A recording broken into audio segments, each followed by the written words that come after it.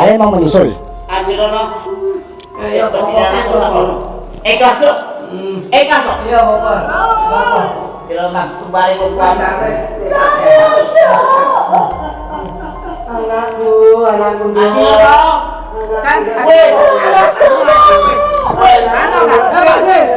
Balik. anakku dulu. Terus balik. Ayo.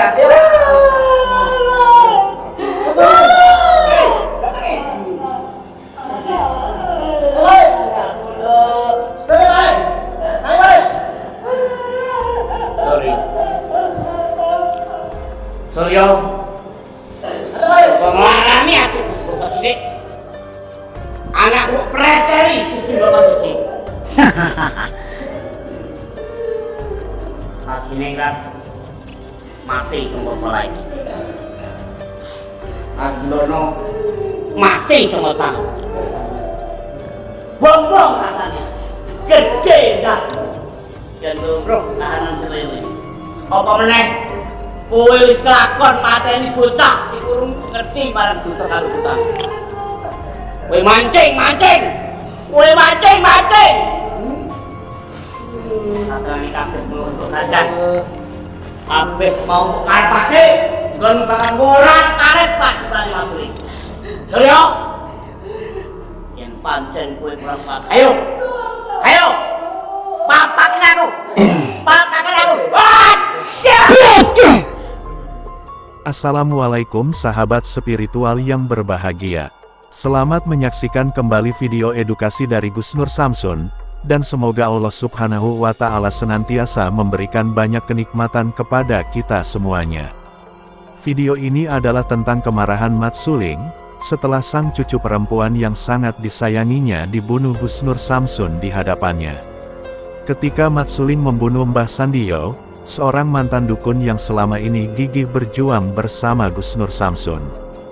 Gus Nur Samsun dan para pejuangnya pun sangat merasa kehilangan dan bersedih. Mereka tidak menyangka, sosok pendekar yang sangat hebat itu telah lebih dulu menjemput takdir kematiannya. Dan karena merasa sangat bersedih dan marah itulah, Ki Upas Rawe dan para pejuang lainnya ingin balas dendam kepada Mat Suling, dan berganti ingin membunuh salah satu dari anak keturunan Mat Suling. Mereka ingin Mat Suling membayar kematian Mbah Sandio, dengan nyawa dari salah satu keturunan dari Mat Suling tersebut. Maka datanglah Ki Upas Rawe dan kawan-kawan ke Gua Padepokan dari Mat Suling. Namun pada akhirnya Ki Upas Rawe dan kawan-kawan tidak mampu melakukan balas dendam itu. Ketika mereka berusaha berduel dengan anak keturunan Mat Suling, mereka harus mengalami kekalahan. Dan di saat itulah Gus Nur Samsun kemudian muncul dan membuat perhitungan. Gus Nur Samsun langsung datang dan menghajar para anak-anak dari keturunan Mat Suling tersebut. Dan di saat itu pula, Gus Nur Samsun kemudian menyerang dan membunuh cucu perempuan Mat Suling yang bernama Ayu Laras. Dan mengetahui sang cucu perempuan yang sangat disayanginya itu mati di hadapannya, Mat Suling terlihat sangat bersedih dan bahkan menangis. Demikian halnya dengan Aji Lelono yang merupakan ayah dari Ayu Laras. Aji Lelono memeluk anak perempuannya, yang juga diikuti oleh Aji Muko dan Aji Noto yang juga ikut memeluk sang perempuan dan menangis. Mat Suling tidak menyangka, Gus Nur Samsun yang adalah seorang kesatria itu telah membunuh cucu perempuannya yang menurutnya tidak tahu apa-apa. Dan karena itulah Mat Suling kemudian sangat marah, dan kemudian segera berusaha menyerang Gus Nur Samsun. Lalu apakah yang akan dilakukan Gus Nur Samsun untuk menghadapi kemarahan dari Mat Suling tersebut? Dan apakah tujuan sebenarnya dari Gus Nur Samsun, sehingga dia tega membunuh sang cucu perempuan Mat Suling? Maka silahkan disaksikan videonya tersebut selengkapnya. Video ini adalah aksi nyata edukasi dari Gus Nur Samsun. Ambil sisi baiknya dan buanglah sisi buruknya. Semoga video yang kami sajikan kali ini bisa memberi manfaat, dan juga bisa menghibur sahabat semuanya. Bongbong rasanya gede dah. Dan buruk tahanan selele. Apa meneh? Kowe wis kelakon mateni bocah sing urung ngerti marang dosa karo utang. Kowe mancing. Sakjane kabeh untuk saja. Habis mau mengatasi, gontangan murah karet pak kembali maturi.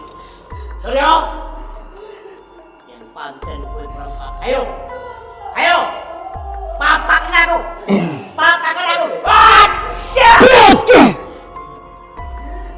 Sekarang begini Mas Sule.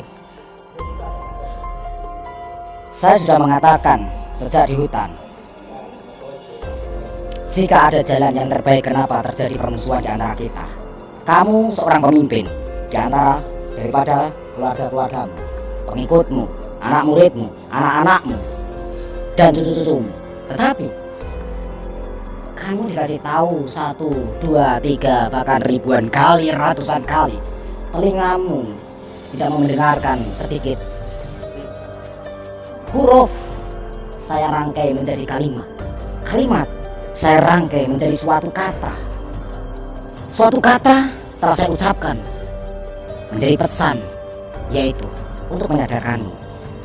Saya hanya menginginkan kembalilah ke jalan yang benar.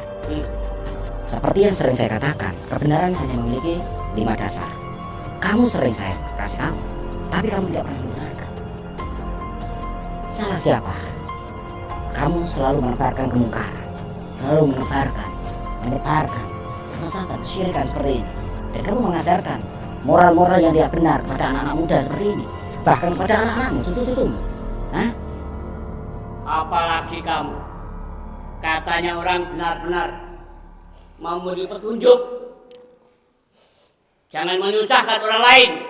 Tapi sekarang cucuku perempuan,